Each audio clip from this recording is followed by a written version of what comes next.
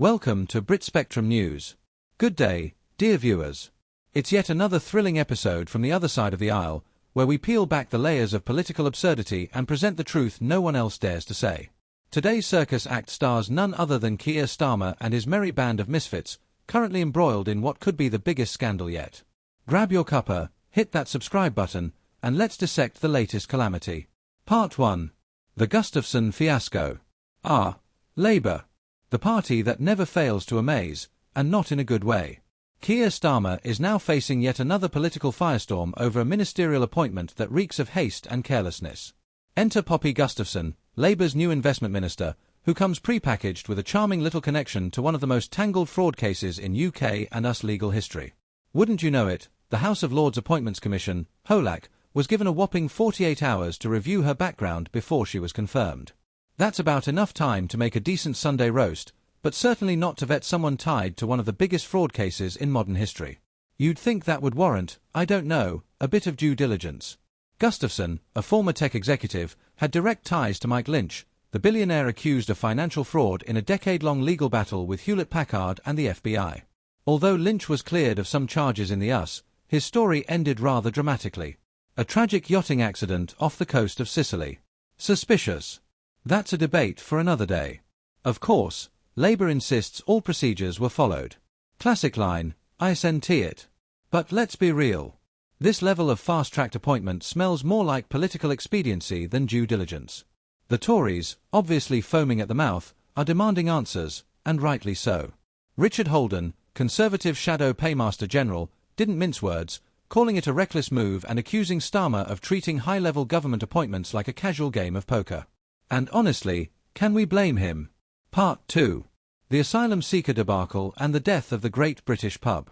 While Starmer's government fumbles through scandal after scandal, another issue is shaking the core of Britain's legal system.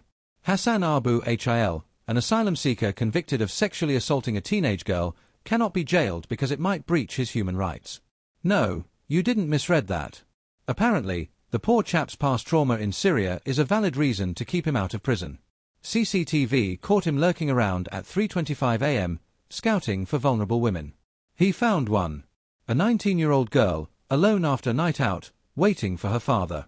Instead of walking on like a decent human being, he decided to shove his hands into her trousers. Disgusting, right? And yet the judge is hesitant because a prison sentence might echo his past trauma. Where is the victim's justice in all this? Where is the outcry from the so-called progressives who claim to stand for women's rights? Oh, that's right. They are too busy defending criminals under the umbrella of human rights law, while actual British citizens continue to be second-class in their own country. Meanwhile, on a lighter but equally maddening note, the great British pub is dying, and it's all thanks to Starmer's Labour. Pub landlord Guy Richardson has thrown in the towel, removing his Union Jack and declaring that, for the first time in 40 years, he is no longer proud to be British. Why? Because the cost of running a pub has become so unbearable that he can't even afford staff anymore.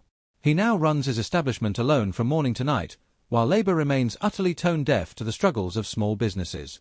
Pubs are the lifeblood of our communities, yet under Labour, they're being strangled by impossible taxes and skyrocketing costs. Richardson's plea is simple. Wake up and see the destruction happening across our country. But will Starmer listen? Doubtful. And yet, we're expected to believe that Labour is for the working man. Give me a break. Final thoughts. So, there you have it. Labour's latest showcase of incompetence. A rushed ministerial appointment, a justice system that coddles criminals, and a government that couldn't care less about small businesses. Welcome to modern Britain, where accountability is an afterthought, and the only thing thriving is hypocrisy. What do you think? Are we being too harsh, or is Labour really this hopeless? Drop your thoughts in the comments, and don't forget to like, subscribe, and stay tuned for more unfiltered truths from the other side of the aisle. Until next time, take care and keep questioning everything.